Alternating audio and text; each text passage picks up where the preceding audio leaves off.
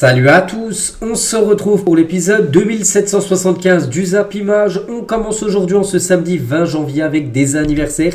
On peut voir tout d'abord que le défenseur uruguayen José María Jiménez fête aujourd'hui ses 29 ans. Le défenseur de l'Atlético Madrid, on lui souhaite bien sûr un très bon anniversaire. Ou par exemple Arnaud Calimundo, l'attaquant français de l'équipe de Rennes, il fête aujourd'hui ses 22 ans. On continue, on va parler maintenant de ce qui s'est passé hier. Donc on commence avec la Coupe d'Afrique des Nations. Et avec cette magnifique affiche, le Sénégal contre le Cameroun, énorme choc. Et c'est les Sénégalais qui se sont imposés 3-1 lors de cette rencontre. Donc Ismaïla Sarr, buteur.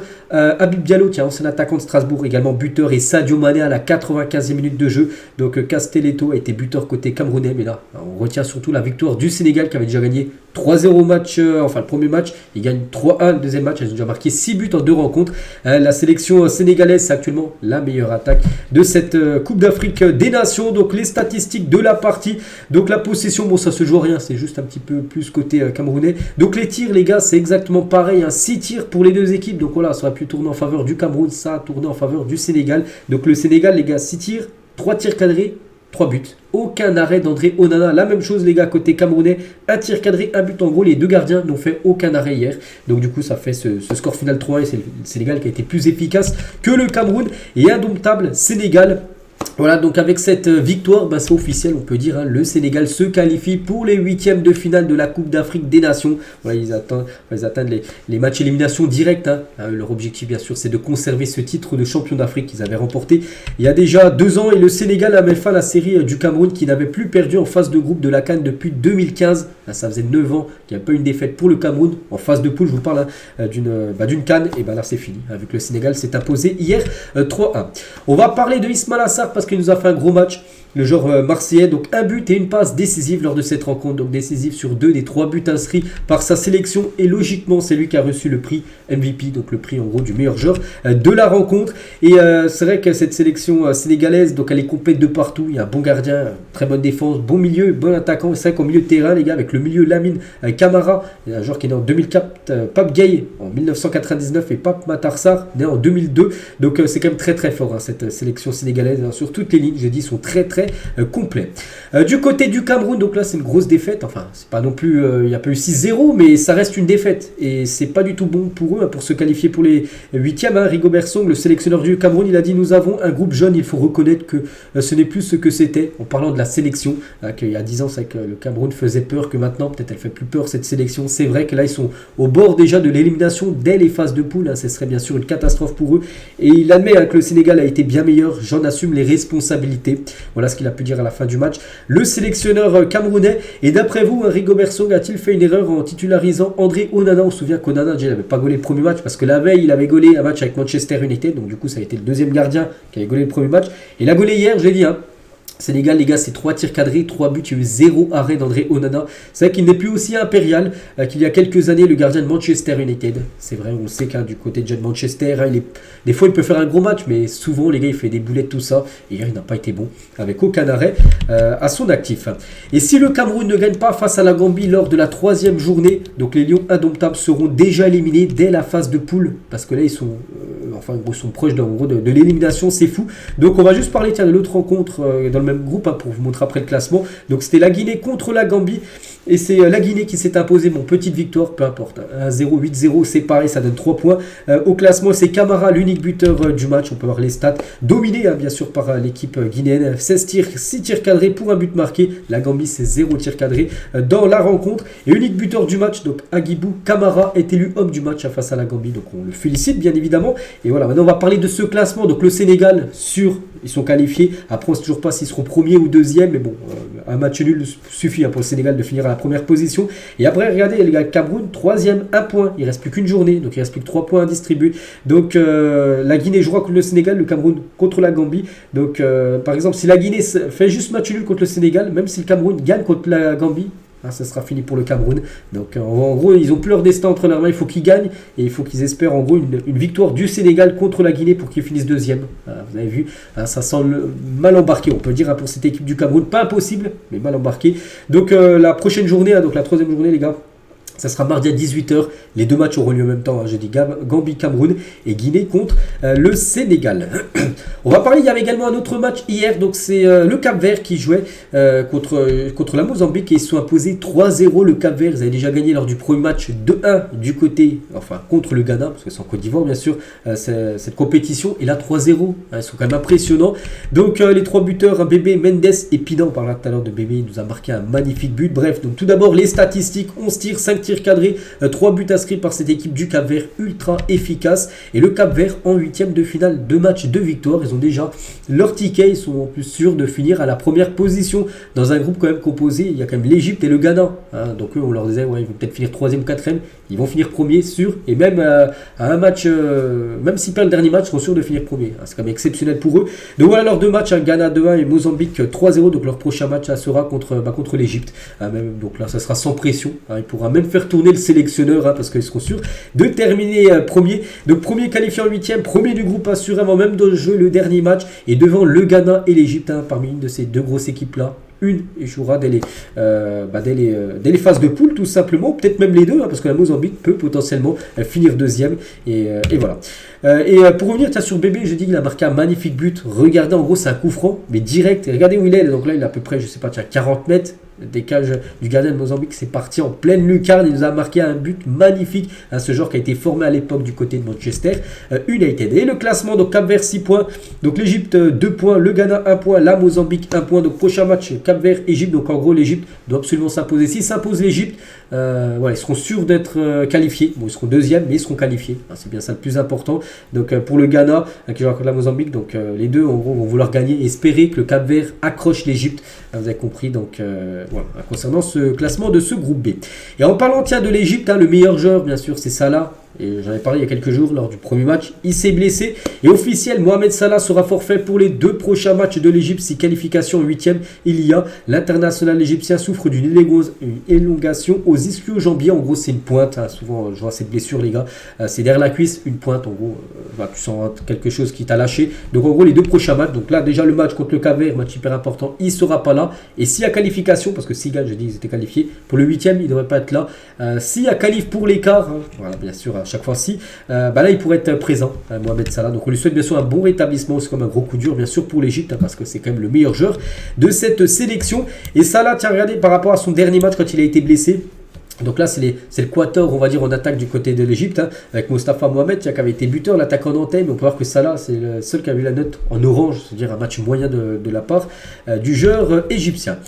On continue les gars, on va parler d'une autre info de la CAN et concernant la sélection de la Tanzanie, ils avaient pris un 3-0 contre le Maroc et officiel, la Tanzanie vire Adel Amrouche en pleine CAN, en plein milieu de la CAN, il est viré. Donc les raisons, paroles déplacées envers le Maroc, la CAF l'a également suspendu pour 8 matchs. Le nouveau sélectionneur s'appelle Ahmed Morocco. Donc bref, pourquoi il s'est fait licencier? N'oubliez pas que la Tanzanie a pris 3-0, c'est pas par rapport à ça, c'est par rapport à ce qu'il a dit.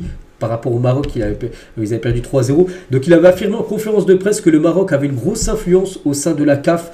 Il a dit, le Maroc a actuellement une force de frappe à la CAF. Par exemple, lors du match qui nous a opposé au Maroc dans le cas des éliminatoires de la Coupe du Monde 2026, on a demandé de jouer à 14h. Mais la CAF a programmé le match dans la soirée. Donc la Fédération marocaine de football choisit même les arbitres. Elle est décideuse au sein de l'instance africaine. Le Maroc détermine tout dans le football africain. C'est ce qu'il a dit, c'est pas du tout passé. Là-bas du côté l'Afrique en gros. Donc déjà il a été suspendu 8 matchs par la CAF et il a été viré aussi par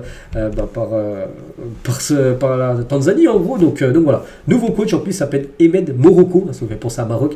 Donc voilà, concernant ce coach de la Tanzanie, c'est fini pour lui. En plus ils ont très mal démarré, un premier match, ils ont pris un 3-0 contre le Maroc.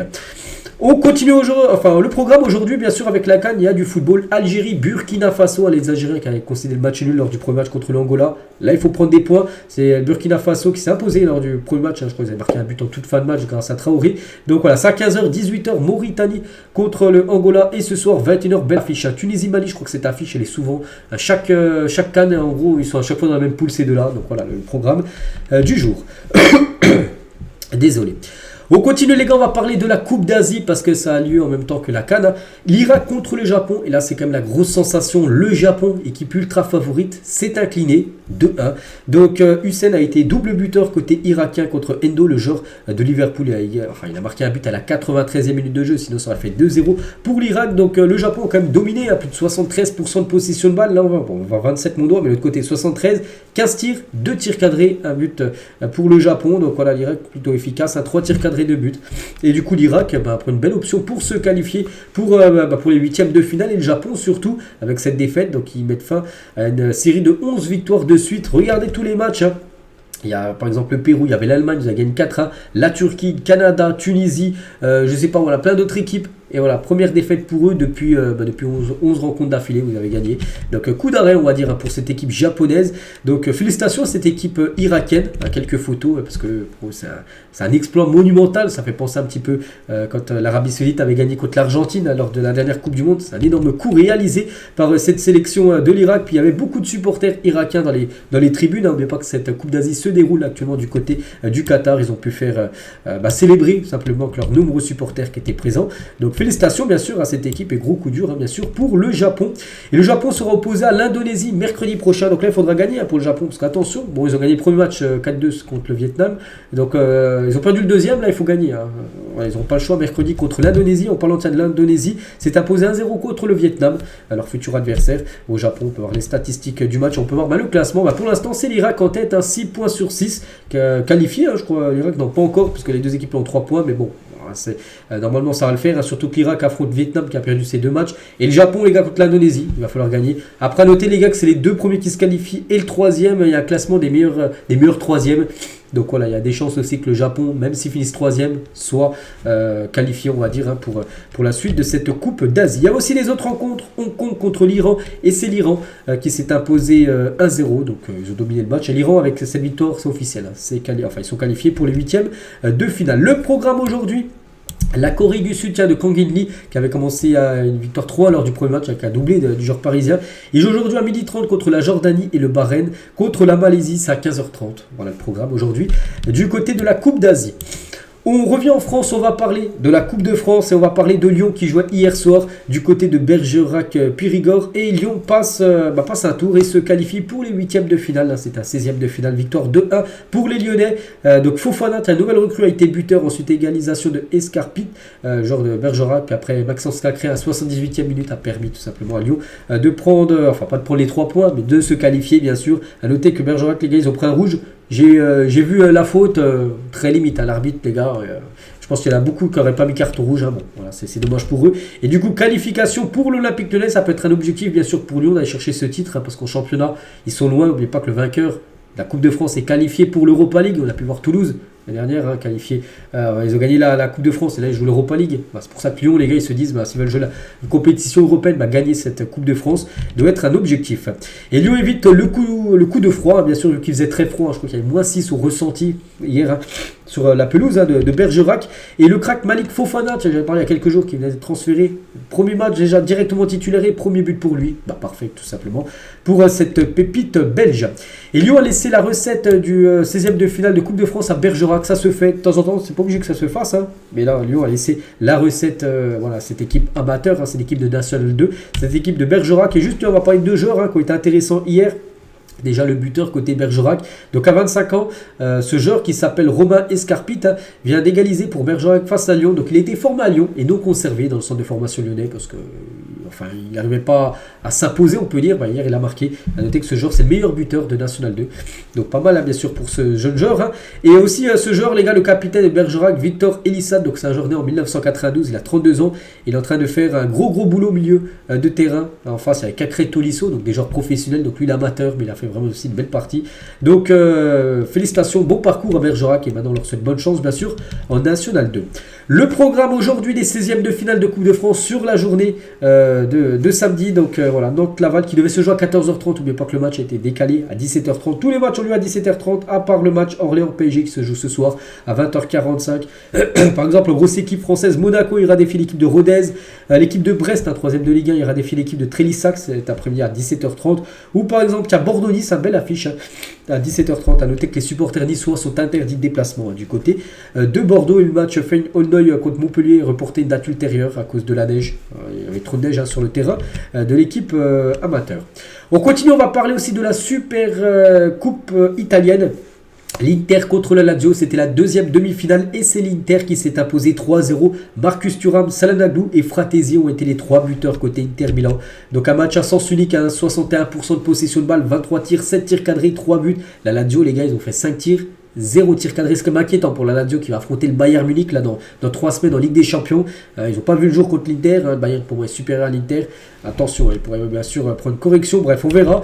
Et on va parler de Thuram. Tiens, il a été buteur, Marcus Thuram, au bout de 17 minutes de jeu. Et Thuram vient d'inscrire quand même son 10e but de la saison. En plus de ses 11 passes D. C'est quand même une sacrée réussite. Des fois, il y a des joueurs qui sont transférés. Ça tourne au flop, pas lui. Alors lui, c'est une réussite totale. 10 buts et déjà 11 passes D depuis août. Depuis qu'il a rejoint cette équipe de l'Inter Milan. Mais pas qu'il avait failli rejoindre le Paris Saint-Germain. Mais il avait préféré signer en Italie. Et du coup, la finale, les gars, de cette Super Coupe d'Italie, ça sera Naples contre l'Inter Milan. Ça sera lundi. Voilà, lundi soir, cette finale qui se jouera à Riyad, en Arabie Saoudite. Le programme aujourd'hui en Serie A, donc c'est pas de la Super Coupe d'Italie, mais parce qu'il y a une journée de championnat aussi. Donc 18h, AS Roma contre Hellas Vérone et ce soir Udinese contre l'AC Milan à 20h45. Donc les équipes qui ont joué la Super Coupe, bien sûr, ne joueront pas. Ils joueront plus tard leur match de championnat qui sera remis à une date ultérieure. Du côté de la Première Ligue, les gars, 2 affiches aujourd'hui à 13h30. Le derby de Londres, Arsenal contre Crystal Palace. Je crois que c'est juste à côté, les deux clubs dans Londres. Et à 18h30, Brentford contre l'équipe de Nottingham Forest. On peut voir aussi le programme en Allemagne aujourd'hui. Dortmund ira défier l'équipe de Cologne. Leverkusen contre Leipzig. Grosse affiche. Mais pas que Leverkusen, c'est toujours 0 défaite après plus de 26 matchs, je crois, joués depuis le début de saison. Donc là, c'est un gros morceau. C'est à Leipzig et on ne sait jamais. Leipzig peut peut-être infliger la première défaite à Leverkusen. Concernant le Bayern, ils joueront demain contre le Werder de Brême. Ce sera demain dimanche. Du côté de la Liga, voici le programme aujourd'hui. Le Celta contre la Real Sociedad, Las Palmas contre le Rayo Vallecano, Bilbao ira défier l'équipe de Valence. Et il y avait un match hier en Liga, c'était Alaves contre Cadix et c'est Alaves qui s'est imposé 1-0. On prend la direction de Salvador parce qu'hier il y avait un match, le premier match amical de l'Inter Miami pour préparer sa nouvelle saison. N'oubliez pas que dans à peu près un mois, là on est le 20 janvier, c'est aux alentours du 20, 21, je ne sais plus exactement, février, ce sera la première journée de MLS. Donc là, ça y est, l'Inter Miami qui a déjà repris l'entraînement depuis quelques semaines. Il commence à avoir des matchs amicaux et là c'était contre Salvador. Donc c'est une sélection, en gros ils ont fait 0-0. Et surtout côté Inter Miami, donc on connaît bien sûr les joueurs. Regardez la compo de départ, Suarez il a commencé titulaire, Messi il a commencé titulaire, Busquets titulaire et Alba titulaire, 4 anciens joueurs du FC Barcelone. Ils étaient tous titulaires pour cette rencontre. Bon, il y a eu 0-0. Donc voilà, n'oubliez pas que Suarez, peut-être pour ceux qui ne savent pas, il a rejoint cette équipe de l'Inter Miami. On a l'impression qu'ils essaient de reformer le Barça Prime il y a quelques années. Donc voilà, quelques photos. Tiens, on peut voir que Messi, bien sûr, c'est toujours l'attraction, c'est toujours le joueur que tout le monde veut voir, même s'il y a des bons joueurs maintenant du côté de l'Inter Miami. Et Messi, Luis Suarez ensemble de nouveau dans la même équipe sur un terrain de football. Ça rappelle de bons souvenirs. On se souvient bien sûr dans leur duo, même trio, si on rajoute Neymar. Un jour, on ne sait pas, peut-être Neymar rejoindra bien sûr ce duo-là. Il reformera la MSN du côté de Miami. Ça serait très beau. Donc voilà, quelques photos de la rencontre. Regardez là, cette photo. Là, ça nous fait penser un peu à l'époque aussi quand ils avaient les mains sur les genoux. Ces deux-là. Bon, c'est toujours Messi à chaque fois qu'il prend, bien sûr. Les coups francs. Donc voilà, 0-0 entre ces deux équipes. Très beau maillot. Je sais pas ce que vous en pensez, les gars. Le maillot d'Inter Miami, je le trouve magnifique. Donc là, c'est le maillot version extérieure. Un maillot domicile sur un maillot, bien sûr. À l'inverse, plus de rose que de couleur noire.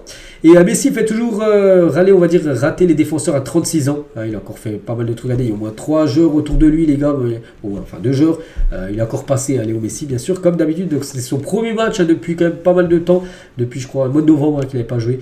Donc voilà, concernant Messi. On continue, les gars, on va parler de la soirée hier soir au Globe Soccer Award. On commence tout d'abord avec le meilleur joueur de l'année 2023, c'est Erling Haaland. Et ça fait plaisir parce qu'on sait qu'il y a eu pas mal de trophées qu'il aurait dû remporter, qu'il n'a pas remporté. Je pense au trophée The Best la semaine dernière où c'est Messi. Ils ont fini les deux avec le même nombre de points. Et Messi avait fini devant lui parce qu'il y a eu plus de capitaines qui avaient voté pour Messi que Haaland. Mais cette fois-ci, les gars, pour le Globe Soccer Award, c'est bien Haaland qui remporte ce prix. Et simplement mérité, bien évidemment. Donc j'ai l'impression qu'il est vraiment fiable, voilà, ce prix Globe Soccer Award par rapport aux autres trophées, que ce soit le Ballon d'Or ou même le trophée The Best. Donc félicitations à Erling Haaland qui était présent du côté de Dubaï. C'était à Dubaï hier cette cérémonie, ça s'appelle les Dubaï Globe Soccer Award. Donc félicitations à Erling Haaland et Ronaldo qui était présent également parce qu'il a reçu des prix. Ronaldo, on parlera juste après. Donc il a dit Haaland mérite ce prix de meilleur joueur du monde. Et Ronaldo a semblé pointer du doigt lorsqu'Haaland avait annoncé, avant d'annoncer le vainqueur du titre de Globe Soccer Award. Donc savez, hein, il y a l'animateur de la soirée, il disait, bon, celui qui va gagner, tout ça, puis il y a des caméras qui filment à chaque fois Ronaldo, puis Ronaldo, il est en train de pointer du doigt Erling Haaland, bien sûr, hein, parce qu'il savait que c'était lui, bien sûr, qui allait remporter ce prix. Hein. En parlant de Cristiano Ronaldo, eh ben, c'est officiel, il a remporté un prix, le trophée Maradona au Globe Soccer Award récompensant le meilleur buteur de l'année 2023. C'est qu'il a fini devant Harry Kane, Mbappé et Erling Haaland. Hein. Donc c'est lui, on sait qu'il avait fini meilleur buteur l'année dernière. Donc il a reçu ce prix, Cristiano Ronaldo. Hein, félicitations lui, on sait qu'il a fait une année 2023 monstrueuse. Et tiens, il a dit, hein, j'ai été le meilleur buteur cette année, donc l'année 2023. Imaginez battre de jeunes animaux comme Haaland, je suis fier et j'aurai bientôt 39 ans. C'est vrai que on est le 20 janvier, c'est le 5 février son anniversaire. Donc d'ici 2 semaines, les gars, ça sera son anniv. Hein, on va dire à CR7 qui aura 39 ans. J'aime quand les gens doutent de moi et que je réussis. Je ne suis pas affecté par les critiques. Voilà ce qu'il a pu dire. Hein. Il a fait aussi d'autres déclarations, dont une, pour moi personnellement, je trouve que c'est une dinguerie. On va en parler, les gars. Donc, il a parlé surtout de la Ligue 1. Voilà, il a envoyé une balle perdue au championnat français. Il a dit, hein, la Ligue saoudienne n'est pas pire que la Ligue 1. La Saudi Pro League, donc la première division saoudienne, est plus compétitive que la Ligue 1. Je peux le dire, après un an passé là-bas, en Arabie Saoudite, nous sommes déjà meilleurs que le championnat français. Voilà ce qu'il a dit. Seulement un an après son arrivée, il dit que le championnat saoudien est déjà supérieur au championnat français. Hein, donc, moi, je suis totalement pas du tout d'accord avec Cristiano Ronaldo. Hein. Il a dit également, les Saoudiens ont entamé un processus, cela prendra du temps, mais petit à petit, ils atteindront le plus haut niveau. Je pense que la Saudi Pro League fera partie des 3 meilleures ligues au monde dans le futur. Hein, donc voilà, c'est ce qu'il dit. Hein. Après, c'est ce qu'il pense. Hein. Peut-être, vous pensez peut-être pareil que lui, ou peut-être vous pensez totalement l'inverse que lui. Moi, ce que je pense, hein. Voilà, enfin, par rapport à ça. Et allez sur Twitter ActuFoot, hein, vous savez, un Twitter énormément suivi. La Ligue saoudienne est plus compétitive que la Ligue 1. Êtes-vous d'accord avec les propos de Cristiano Ronaldo? Plus de quasiment 45 000 personnes ont voté, donc c'est énorme. Là, on va vraiment voir ce que pensent les gens. Oui, non. Et plus de 80%, 4 à 3% mis non, les gars. La Ligue saoudienne n'est pas plus compétitive que la Ligue 1, c'est fou. Regardez sur BFootball ce qu'ils ont mis. Hein. Donc à ceux qui disent que Ronaldo a raison, que la Saudi Pro League est meilleure que la Ligue 1, sachez que lui prend plus de 200 millions d'euros pour dire des trucs comme ça. Il est payé énormément. Et n'oubliez pas qu'il est parti là-bas aussi. Il avait un contrat pour promouvoir l'Arabie Saoudite. Donc il va pas dire, il va dire des trucs tout le temps en faveur, bien sûr, de l'Arabie Saoudite. Hein. Soyez sérieux. Oui, il y a quelques stars hein, qu'on rejoint, bien sûr, voilà, cette Ligue saoudienne, hein, Benzema, Kanté, voilà, tous ces genres-là, ok. Mais oui, l'Arabie Saoudite progresse hein, beaucoup, notamment sur sa formation, mais c'est encore à des kilomètres de ce que l'on peut voir en Europe et surtout en France. Hein. On est dans de la politique avec sa sœur CR7, il est dans son rôle d'ambassadeur. Voilà, il était plutôt, voilà, c'est vrai, ce mot ambassadeur qu'il a maintenant du côté de l'Arabie Saoudite. Mais sûr, il dit ça, mais il ne doit pas le penser, bien sûr, Cristiano Ronaldo. Vraiment, le championnat saoudien, les gars. Bon, depuis un an, vraiment, bon, il est un peu attractif vu qu'il y a quelques joueurs qui sont arrivés. Mais il peut pas style, en l'espace d'un an, les gars, déjà dépasser un championnat historique comme le championnat français. C'est pas du tout possible. Hein. Et tiens, en parlant de Ronaldo, son dernier déplacement en France, vu qu'il dit que la Ligue 1, c'est un championnat déjà inférieur à son championnat saoudien. Un coup qu'il était venu, bon, c'était pas un match de Ligue 1, parce qu'il a jamais joué en Ligue 1, mais c'était un match de Ligue des Champions contre Lyon. Et il avait été éliminé. Hein. Lyon avait éliminé son équipe de la Juventus Turin. Et tiens, le compte X, hein, donc le compte Twitter de la Ligue 1 en espagnol, répond au propos de Cristiano Ronaldo, hein, j'ai dit, qui a dit que la Ligue 1 c'était inférieur à ce championnat saoudien. Et voilà, Twitter officiel. Hein. Donc ils ont mis ce message de Messi qu'il avait dit, parce que Messi aussi, c'est un très grand joueur. Lui a évolué en Ligue 1, donc lui il sait ce que vaut ce championnat français. Et Messi l'avait dit en 2021 sur France Bleu. Hein, à première vue, c'est un championnat qui est beaucoup plus physique que la Liga. Ici, les équipes me semblent plus puissantes et les matchs sont très disputés avec peu d'espace. La plupart des joueurs sont très costauds. Contrairement à certains, il n'a émis un avis sur la Ligue 1 qu'après avoir mis les pieds. Voilà, il avait dit ça. Après avoir joué en Ligue 1, il avait dit que c'était très compliqué. Il y en a plein qui pensent que c'est facile. Non, regardez, il s'est cassé les dents contre beaucoup d'équipes hein, du côté du championnat français. Donc Ronaldo, peut-être il dit ça parce qu'il n'a jamais joué en France. On sait que le championnat français est très physique. Donc c'est très compliqué à jouer. Hein. Regardez, Messi, les gars, il n'avait pas des stats énormes en Ligue 1. Alors qu'on parle quand même de Messi qui a mis je ne sais plus combien de buts hein, du côté de la Liga. Donc voilà, pour vous dire vraiment, pour restructurer. Enfin, moi personnellement, peut-être vous trouvez qu'il a raison, Ronaldo. Mais moi, je trouve pas du tout. Bref, on continue les gars, toujours avec cette cérémonie. Le meilleur entraîneur, c'est lui, c'est Pep Guardiola. Il a remporté le prix The Best hein, du meilleur entraîneur la semaine dernière. Donc là, c'est le prix du meilleur entraîneur du Globe Soccer Award. Hein, donc félicitations à Guardiola. Amplement mérité. Et tiens, Guardiola avec Cristiano Ronaldo. Là, les deux sont souvent affrontés, enfin surtout lors des deux Manchester City contre Manchester United. Et Ronaldo, tiens, fait les éloges de Manchester City. Hein. City a fait un travail incroyable. Félicitations pour leur saison. Joueur-entraîneur superbe. Finalement, ils gagnent la Ligue des Champions. Ils auraient probablement mérité il y a 2 ans. J'aime les voir jouer. Voilà ce qu'a pu dire Cristiano Ronaldo sur cette équipe de Manchester City. Jorge Mendes avec son Globe Soccer Award du meilleur agent de l'année. Jorge Mendes qui a beaucoup de joueurs bien sûr où il gère bien sûr la carrière des joueurs, hein. Donc c'est lui qui a reçu ce prix, hein. Il le remporte toutes les années, c'est lui qui le remporte. Et aussi le prix émergent, on va dire, de la pépite de l'année au Globe Soccer Awards. Il n'était pas présent à la cérémonie, hein, parce que le Real joue demain, mais c'est Jude Bellingham qui a reçu ce prix, donc félicitations aux jeunes joueurs anglais. On continue les gars, et officiel, voici les affiches des quarts de finale de la Coupe d'Espagne, la Coupe du Roi. Et ça y est, les tirages au sort ont été effectués. Donc le Barça ira défier l'équipe de Bilbao à San Mamés. Ça sera un déplacement compliqué, hein, pour le Barça. Le Celta contre la Real Sociedad, Mallorca contre Girona. Et l'Atlético Madrid qui vient d'éliminer le Real Madrid recevra l'équipe du FC Séville. Donc les matchs auront lieu là. Tiens, dans 4 jours, ça sera mercredi prochain. On revient nous sur le derby entre le Real et l'Atlético. C'était très chaud, il y a eu quand même 13 cartons jaunes durant le derby. Regardez, c'est vrai que ça a été une pure boucherie déjà le match, c'est joué 120 minutes. Donc il s'est passé plein de trucs, donc, déjà plein de jaunes, 13 jaunes, c'est plutôt rare. Il y a eu des buts contre son camp, Oblak, un gardien très réputé, marque un but de la tête contre son camp. Voilà, c'était un petit peu n'importe quoi. Et à la fin du compte, c'est l'Atlético qui réalise la très bonne opération en éliminant le Real Madrid. Et regardez la discussion entre le Brésilien Vini et l'Argentin Rodrigo. Donc Vini à Rodrigo, moi je joue au Real Madrid, et Rodrigo